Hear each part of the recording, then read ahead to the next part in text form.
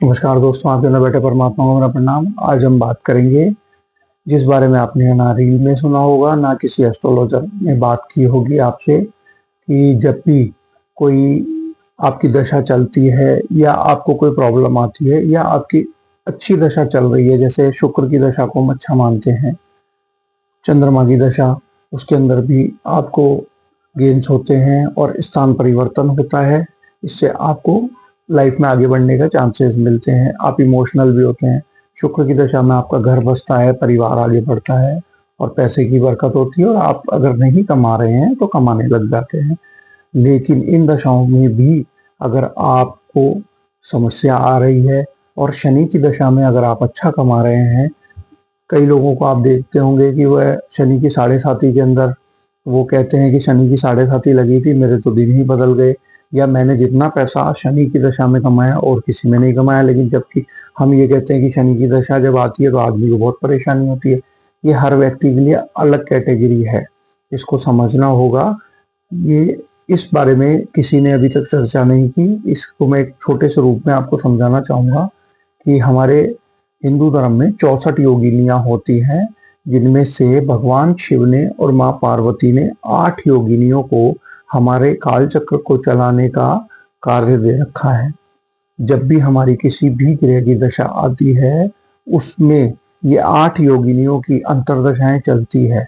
अब ये जो योगिनी दशा वाला जो एक एस्ट्रोलॉजी है, ये नेपाल में बहुत ज्यादा मानी जाती है। वहां हमारी ये दशाओं को ना मान के वो योगिनी दशाओं को मानते हैं और योगिनी दशाओं के हिसाब से ही अपने उपाय करते हैं। नेपाल वाले या इंडोनेशिया वाले, ये लोग योगिनी दशाओं को मानते हैं। अब आप एक चीज ये देखें, योगिनी दशा जब आती है तो वह छोटे छोटे पार्ट के अंदर आती है। उस समय पे जो आपकी महादशा है, उसमें अगर योगिनी दशा अंदर जो आ रही है वो आपकी फेवरेबल आ गई, तो वो दशा बुरी ग्रह की दशा में भी आपको अच्छे परिणाम मिलेंगे।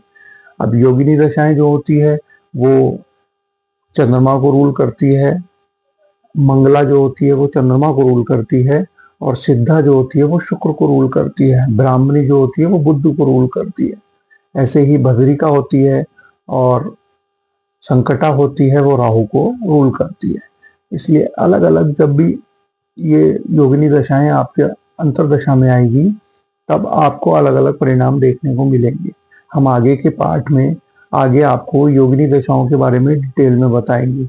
लेकिन अब मैं एक चीज ये और कहना चाहूंगा कि आप इन चीजों को पूरा समझ के तभी इनका उपाय करें, अन्यथा आपको कोई लाभ नहीं होगा।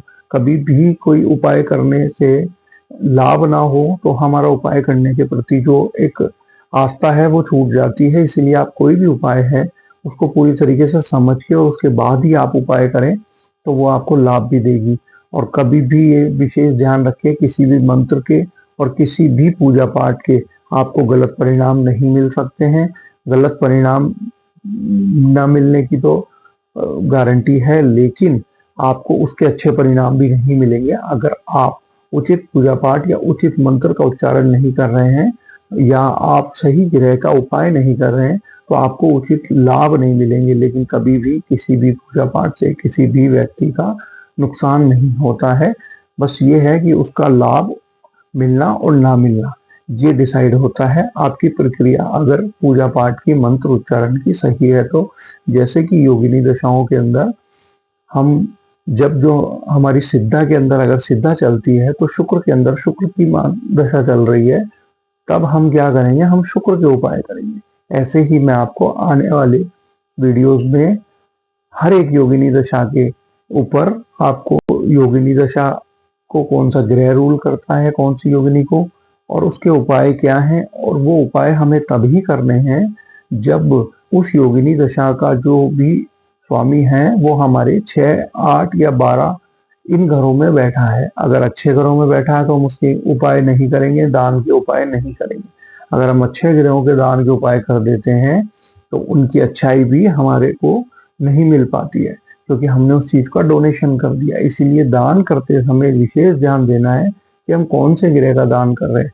देखिए, दान पुण्य करना अपने आप में एक उचित प्रक्रिया माना जाता है, लेकिन कुछ निश्चित चीजें होती है जिनका दान करने से आपको या आपके ग्रह का कोई प्रभाव नहीं पड़ेगा। लेकिन कुछ चीजें ऐसी होती है हर व्यक्ति की कुंडली के हिसाब से कि उस पर्टिकुलर चीजों का दान उसके लिए निषेध होता है। अगर उस पर्टिकुलर चीजों का वो दान करेगा तो वो अपने भाग्य को और अपने लाभ को कम कर लेगा। उसके भाग्य की जो एक उसको देने की कैपेसिटी है वो कम कर देते हैं। इसीलिए दान और पूजा पाठ एक अलग चीज है, और पूजा पाठ आप कभी भी कर सकते हैं, उसमें कोई चीज नहीं है। वो एक कुंडली के हिसाब से हम ना भी करें तो भी चलता है, लेकिन दान और किसी चीज का डोनेशन वो हमें अपनी कुंडली के हिसाब से और हमारे ग्रह के हिसाब से ही करना चाहिए।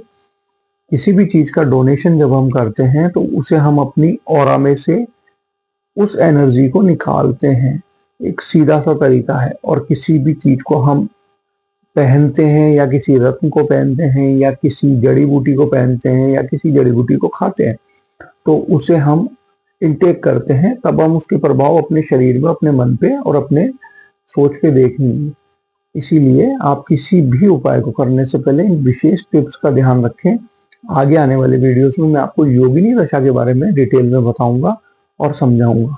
आई होप ये योगिनी दशा का जो नाम है वो आपने पहली बार सुना होगा।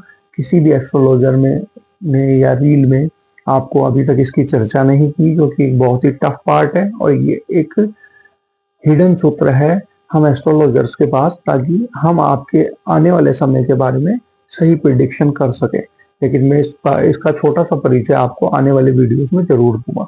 नमस्कार।